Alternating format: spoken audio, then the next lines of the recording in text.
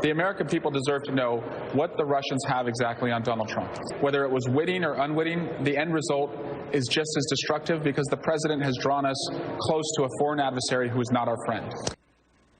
Drawn close to a foreign adversary. Congressman Eric Swalwell of California knows a lot about drawing close to foreign adversaries. For the past 4 years, of course, Swalwell has been a fixture on cable news. He's been on this show, accusing the president of just being unduly close to our enemies. We could pick many examples. Here's one from 2017. So to land on Russia's radar is somebody that they may want to recruit. Would you agree that being a business person, a prominent business person, is something that would be attractive to them? Could be. Might depend on what industry you were in. Could also being a politician be something that would be attractive to them? Sure. And Russia is attempting to recruit and persuade individuals that we've discussed before, just as other foreign adversaries are, because they want to get something out of them. Is that right? Correct. And in many cases, it could be, if that person is ever in a position of power, that they could be in a position to influence policy in the United States. Oh, the lawyer in him coming out. That was Eric Swalwell. How close to a foreign adversary could you be? Probably not as close as Eric Swalwell has been.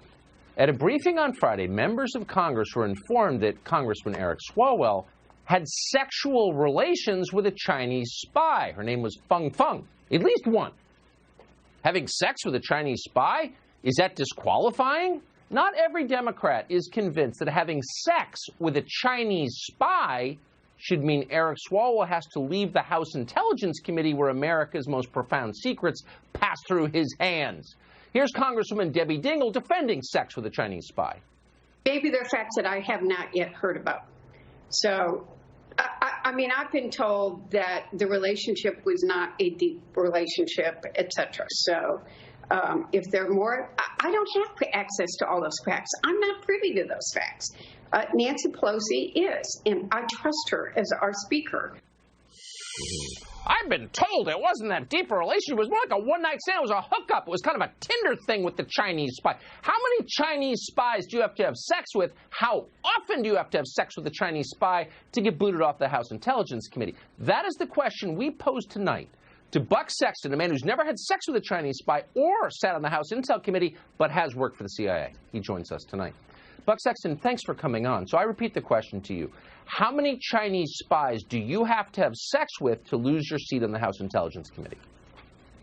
Yeah, this isn't a neither confirm nor deny situation. It should be pretty straightforward, and you should just come out and say, if you are the party involved here, that you did not have this relationship. Because if you did, here's the thing. Even if it's not illegal, which it wouldn't be unless he passed along classified, and no one's actually said there's evidence of that yet, he's the guy who's out there calling other people traitors for Russia and giving lectures before Congress on tradecraft, which is what we call it in the spy business. So if you're the guy that fell for a honeypot, I mean, this is like having an alarm system installed by someone who just had his home burglarized and is standing in front of his house in his underwear. That's not the person you want to take advice from.